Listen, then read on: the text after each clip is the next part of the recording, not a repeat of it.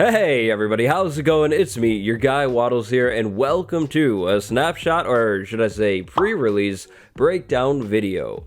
Just about 30 minutes ago, pre-release 1 of the Minecraft 1.15 Buzzy Bees update released. In this video, we're going to dive into that pre-release, talk about the announced release date, and then actually do a little bit of a recap because your guy here actually missed a few snapshots. If you enjoyed today's video, let me know by leaving a like, and make sure you subscribe. There's some big stuff coming up in this community, and you definitely won't want to miss it. Oh, and ignore the R behind me. It was a fail. It's rough. Today's pre-release brings some smaller changes. This time around, we have some recipe changes, we have a button change, and we have some optimizations, which is always a good thing. We also have, as expected, the removal of bugs, which is really good. But we also have a huge announcement today. We have the reveal of the 1.15 update release date for both platforms, so for Java Edition and for Bedrock Edition. This update is now to be known as the Buzzy Bees update, and it will be releasing on December 10th, 2019. So, holiday season, it's real. The promise was an actual thing, and the update is so close now. I'm really excited for this. This is gonna be really cool. So mark your calendars, December 10th is the day that the bees make it into Minecraft officially. So now, the changes. So the recipe change. This is a very minor recipe change, but definitely a change. Dark Prismarine is now crafted with a black dye instead of ink sac. So if you have some kind of crazy squid farm and you have a guardian farm, you're gonna need to turn those ink sacs into black dye before making a bunch of this beautiful block. Chunk rendering has been optimized in this pre-release. The rendering overall feels pretty good. I'm still getting some random lag hiccups, but that might just be because I'm kind of spoiled and used to Optifine's amazing performance, so I'm not too sure.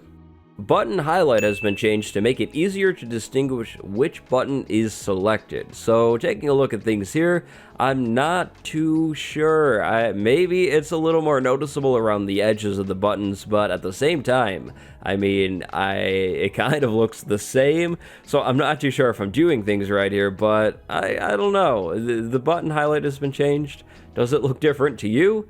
It doesn't really look different to me, but I'm sure they're not lying, so button highlight changes. Scaffolding will now actually burn longer. A single scaffolding will burn a total of 2 items. This is going to be the same in a furnace as it is in a blast furnace as it is in a smoker. And 2 items isn't good, but it's not really bad at the same time. So maybe scaffolding is an option for fuel? I don't know. We've got some changes when it comes to resource packs this time around. The resource pack version is now 5. If I'm being honest, I'm not too sure what that means, but that is the case, and the game will try even harder to make out-of-date resource packs work.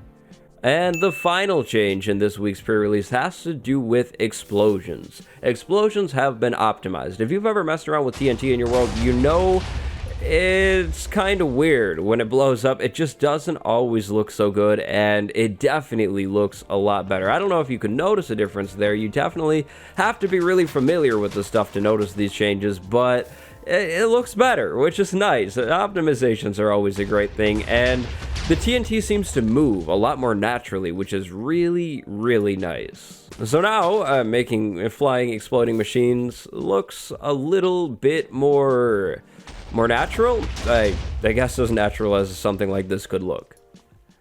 And that actually does it for Minecraft 1.15 pre-release 1. So for those of you guys out of the loop, a pre-release is basically a polished snapshot. There shouldn't be any more really big changes or big additions, but if this is anything like 1.14, that just might not be the case. We could see some stuff still added into the snapshots. Now, it's actually been like a month since I've done other snapshot videos, so we're going to do a little bit of a snapshot catch-up, and I'll cover this stuff in a lot more depth once the actual update releases. I'm just going to speed right through this stuff.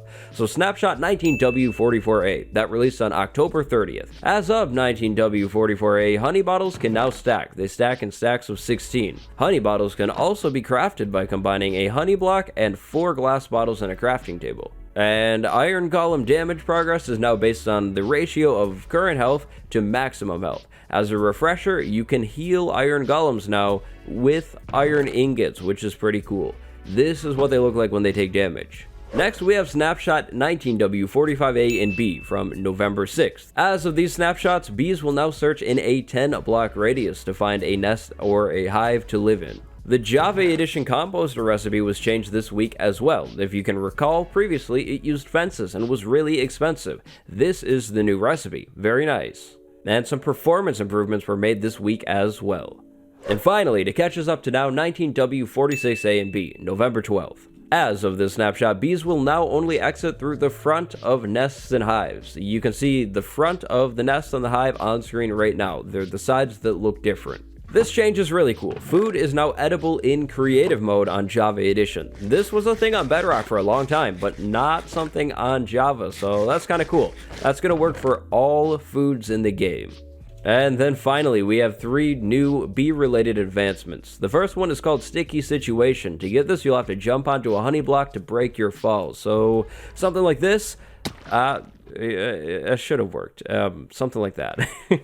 The next advancement goes by the name of Be Our Guest. To get this advancement, you'll have to safely collect honey using a campfire. Put a campfire below the nest and then use a bottle on it, and boom, you get this advancement. And then last but not least, we have Total Bee Location. To get this one, you'll have to move a bee nest with 3 bees inside of it. So to move a bee nest, this thing right there, you'll need a Silk Touch tool. But before breaking this thing, you'll need to wait for 3 bees to enter the thing. And it sounds hard, but it's not that bad. If you have some flowers around and the bees pollinate these things, your chance to grab this thing will be as soon as the bees go back to this nest to drop off their pollen. Just Silk Touch it and boom, you're good to go. So there we go. That officially sums up 1.15 pre-release 1 and the snapshots that I missed. Hope you guys liked this one. If you did, remember to leave a like and remember to subscribe to stay up to date with everything Buzzy Bee update. Yeah, that's gonna have to grow on me. I'll see you next time, guys. My name is Waddles. Goodbye, everyone.